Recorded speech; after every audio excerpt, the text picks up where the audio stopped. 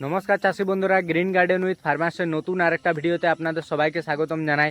আজকের ভিডিওতে আমরা আলোচনা করব লাউ চাষ এবং শশা চাষের ব্যাপারে।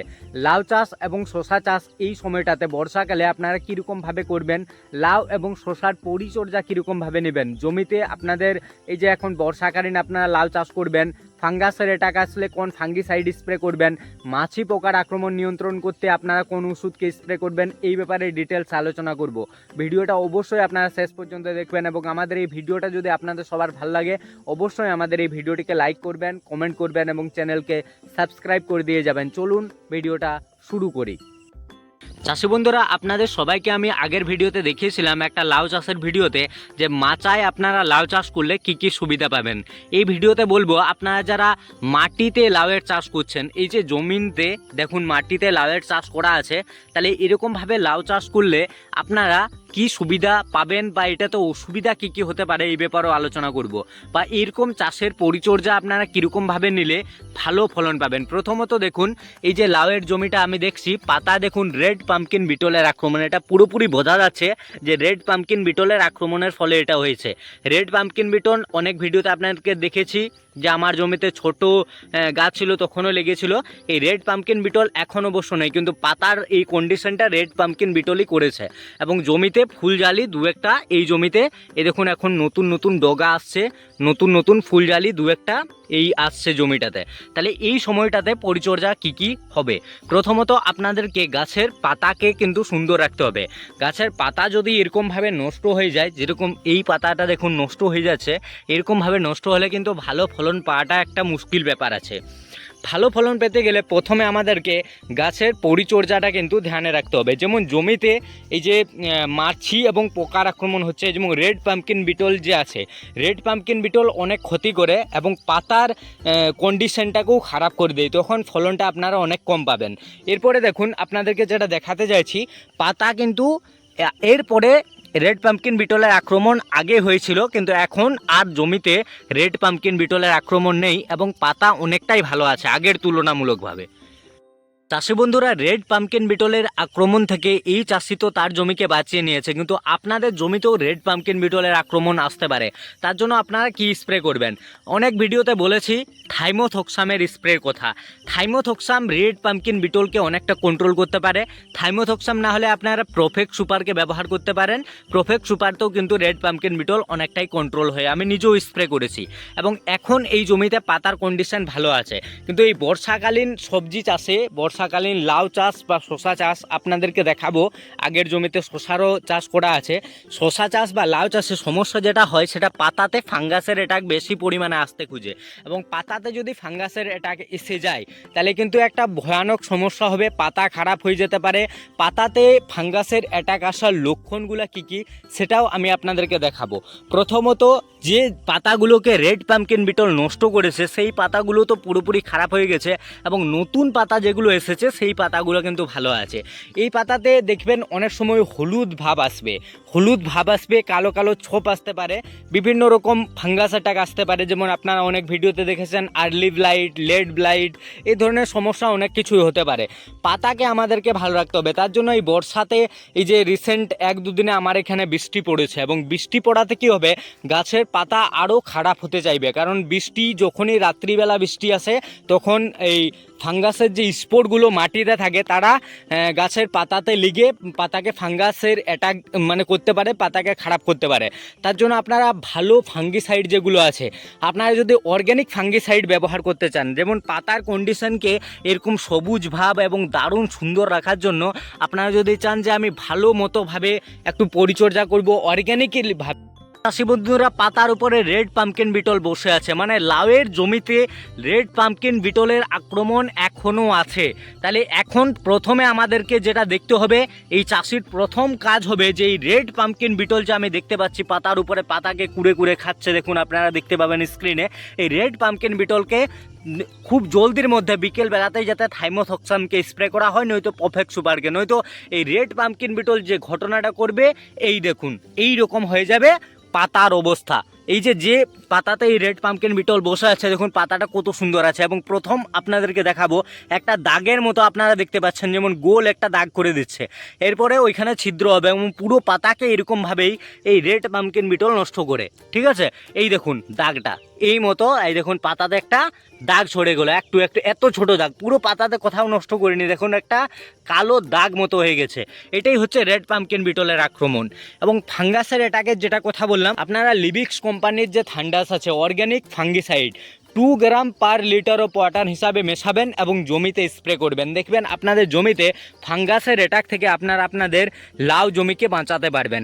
এবং আপনারা যদি কেমিক্যাল ফাঙ্গিসাইড নিতে পারেন তাহলে আরও ভালো হয়, যেমন অ্যামিস্টার টপ আছে সিনজেন্টা কোম্পানির, সেটা একটা ভালো ফাঙ্গিসাইডের মধ্যে। ইন্ডোফিল কোম্পানির মক্সিমেট ব্যবহার করতে পারেন এই ফাঙ্গাস অ্যাটাক থেকে আপনার চাষের জমিকে বাঁচানোর জন্য। এবং এই জমিটার কন্ডিশন মোটামুটি পাতার যে পাতাগুলোতে মাটি লাগেনি, অনেক সময় এই যে নিচে থাকায় অসুবিধাটা যেটা হয় আপনাদেরকে বললাম যে পাতাতে অনেক সময় মাটি ছিটকে পড়ে, বৃষ্টি আসে তো। এই যেমন ধরুন এই পাতাটাকে আমরা যদি দেখি, এই দেখুন মাটি লেগে গেছে, এইটা মাটি লেগে যাওয়াতে পাতা অনেক সময় খারাপ হয়ে যায়। ঠিক আছে, তাহলে এইটা আপনারা চেষ্টা রাখবেন যাতে মাটি না লাগে। লোদগুলোকে যদি কোনোভাবে, প্রথমত তো এই বর্ষাকালে নিচে লাউ চাষ করার থেকে আমি বেশি পছন্দ করি মাচাতে লাউ চাষ করাটা।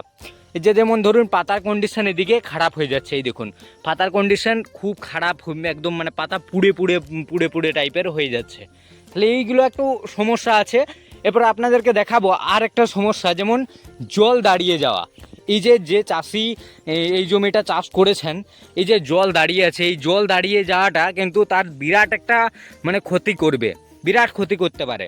কারণ এই দেখুন শশা গাছের এইরকম দু একটা এখন আপনার এই লোদগুলো দু একটা এরপরে লোদ চারদিকে ছড়াবে। এই যে পাতা হয়তো 7-8 পাতা 10 পাতা এরকম কন্ডিশন এই জমিতে হচ্ছে, তাহলে 7-8 পাতা 10 পাতা যে কন্ডিশন হচ্ছে লাভের, এই দেখুন আপনাদেরকে আমি দেখাবো এই যে পুরো জমিটা। তাহলে এই সময়টাতে এই যে বৃষ্টি পড়েছে, ফাঙ্গাসের অ্যাটাক কিন্তু এই সময়টাতে আসতে পারে। এবং ফাঙ্গাসের অ্যাটাককে প্রিভেন্টিভ যাতে পরিচর্যা করা হয় সেটার ব্যাপারেই আপনাদের সাথে আলোচনা করার জন্য এই ভিডিওটা করলাম। এখন লিবিক্স কোম্পানির থান্ডাস দারুণ কাজ করবে। আপনারা যদি মেটালেক্সিল বা ম্যাঙ্কোজেব এই ফাঙ্গিসাইডগুলোও স্প্রে আপনারা নিতে পারেন, বা লিবিক্স কোম্পানির থান্ডাস আপনাদেরকে যেটা আমি দেখাতে চাইবো। দেখুন এই ফাঙ্গাসের অ্যাটাকের প্রথম স্টেজ, পাতার সাইডে হলুদ ভাব আসছে, এই যে হলুদ ভাবটা আসছে, এই হলুদ ভাবটাই পরে ফাঙ্গাসের অ্যাটাকে রূপান্তরিত হবে, আপনার পাতাকে নষ্ট করবে, আপনার সবজিকে পুরোপুরি নষ্ট করে দেবে। এবং যাতে জল যাতে না দাঁড়িয়ে থাকে, জল যাতে বার হওয়ার ব্যবস্থা করা যায়, এটার ব্যাপারে আপনাদেরকে একটু কিন্তু চিন্তা ভাবনা করতে হবে। এবং তৎক্ষণাৎ এই যে জমির চাষি আছে, এই চাষিকে খুব জলদির মধ্যে আজকে বিকেলের মধ্যেই এই দেখুন মাছি, সাদা মাছি উড়ে বেড়াচ্ছে, সাদা মাছিরও আক্রমণ আছে এই জমিতে। আমি ক্যামেরাতে আপনাদেরকে দেখাচ্ছি, সাদা মাছি উড়ে বেড়াচ্ছে চারদিকে, তাহলে সাদা মাছিরও একটা আক্রমণ এই জমিতে আছে। বন্ধুরা ফাঙ্গাসের অ্যাটাক তো এই জমিতে আসার কন্ডিশন আছেই, কারণ ফাঙ্গাসের অ্যাটাক এরপরে আসবে যা পরিস্থিতি আমি বুঝতে পারছি। এবং পাশের লাউয়ের জমিতে আপনাকে রেড পাম্পকিন বিটল দেখিয়েছি, এবং রেড পাম্পকিন বিটলটা কতটা ভয়ঙ্কর হতে পারে সেটা আপনাদের সাথে আমি আপনাদেরকে দেখাতে চাইছি। দেখুন এই জমিটা কিন্তু দূরে আছে, কিন্তু উড়ে এসে এই জমিতেও রেড পাম্পকিন বিটলের আক্রমণ হচ্ছে। এ থেকে বোঝা যাচ্ছে যদি পাশের জমিতে রেড পাম্পকিন বিটলের আক্রমণ হয় তাহলে কিন্তু সামনের জমিটাতেও রেড পাম্পকিন বিটল উড়ে উড়ে যাবে। মানে আশেপাশে মোটামুটি একটা ছোট মোটো জায়গায় কাছাকাছি যে জমিগুলো থাকবে সব জমিতেই এই রেড পাম্পকিন বিটলের আক্রমণ হবে। তাহলে এই শশার জমিটাকেও কিন্তু এই পাম্পকিন বিটল নষ্ট করতে শুরু করেছে। ফাঙ্গিসাইডের স্প্রে আমাদেরকে নিতে হবে। এবং সাদা মাছির স্প্রের কথা বলছি, সাদা মাছির জন্য ভালো ওষুধ হিসাবে আপনারা সাদা মাছির জন্য যে হোয়াইট ফ্লাই আছে, হোয়াইট ফ্লাইকে কন্ট্রোল করার জন্য আপনারা লিবিক্স কোম্পানির লিপ ট্রাপ বলে একটা ওষুধ আছে, আমি স্ক্রিনে আপনাদেরকে দিয়ে দেবো। ওই লিপ ট্রাপকে খুব কম পরিমাণ মতো, এখন মোটামুটি যেহেতু এই রেড পাম্পকিন বিটল আছে তো আপনার একটা থাইমোথক্সাম নিয়ে, ছোট যে পাতাগুলো থাইমোথক্সামে থাকে তার সাথে মোটামুটি 2 ml করে মিশিয়ে 2 ml পার লিটার ওয়াটার হিসাবে মিশিয়ে আপনারা জমিতে স্প্রে করতে পারেন লিপ ট্রাপকে।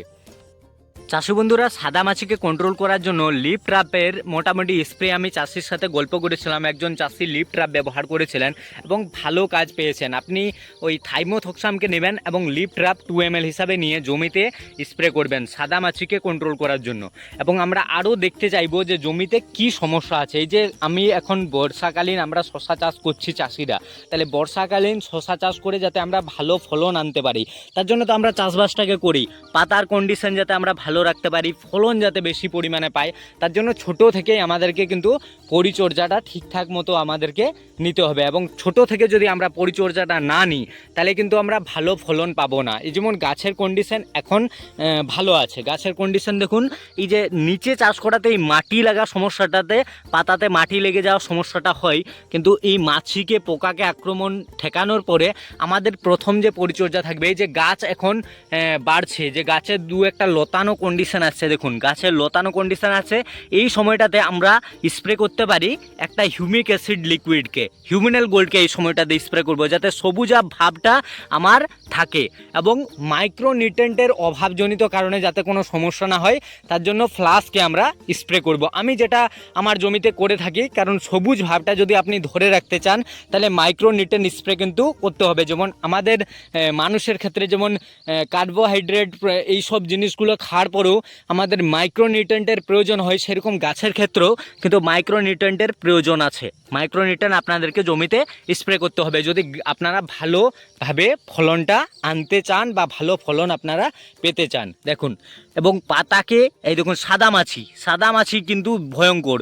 এই জন্য আমি বললাম লিপ ট্র্যাপকে একবার আপনারা ব্যবহার করুন, লিপ ট্র্যাপ একবার আপনাদেরকে স্প্রে করতে হবে। সব থেকে সমস্যা যেটা হয়, যদি মাছি এবং পোকার আক্রমণ অত্যধিক পরিমাণে হয়ে যায়, এই যে সাদা মাছির আক্রমণের কথা আমি এখন আপনাদেরকে বললাম, এগুলো যখন অনেক বেশি পরিমাণে বেড়ে যায় তখন চাষি কিন্তু চিন্তায় পড়ে যায় যে আমি কি স্প্রে করব কি না। তার জন্য প্রথম স্টেজ থেকে আমাদেরকে পরিচর্যাটা নিতে হবে। এই সময়টাতে আপনারা একবার নিম অয়েলকেও স্প্রে করতে পারেন। নিম অয়েল অর্গ্যানিক ব্যাপার আছে, অর্গ্যানিকভাবে আপনার গাছের কোনো ক্ষতিও করবে না। মারগোসাকে এই সময়টাতে একবার আপনারা জমিতে ব্যবহার করে দেখতে পারেন। এরকমভাবে পরিচর্যা নিলে পরে দেখবেন দারুণ ফল পাচ্ছেন। এবং প্রথমেই আপনাদেরকে আমি শশা চাষের ক্ষেত্রে বা লাউ চাষের ক্ষেত্রে অনেক ভিডিওতে আপনাদেরকে বলেছি, এখন তো সেই স্টেজটা পার হয়ে গেল। যখন 3 থেকে 4 পাতা গাছের ছিল তখন জমিতে এই যে শশা চাষের ক্ষেত্রে বুস্টার 3 বুস্টার 3 ব্যবহারে যেটা সুবিধা হবে, জমিতে যখন ফুল আসার স্টেজ হবে, এই জমিতে যখন ফুল আসবে বেশি পরিমাণে স্ত্রী ফুল আসবে, 3 থেকে 4 পাতা যে কন্ডিশন, এই জমিতে কিছু হয়তো জার্মিনেশন প্রবলেমের জন্য পরে যে গাছগুলো লাগানো হয়েছিল সেই গাছগুলো এখন 2 থেকে 3 পাতা হচ্ছে। আপনাদেরকে আমি সেটা দেখাতে যাইব। এই কন্ডিশনে আপনারা বুস্টার 3কে ব্যবহার করবেন।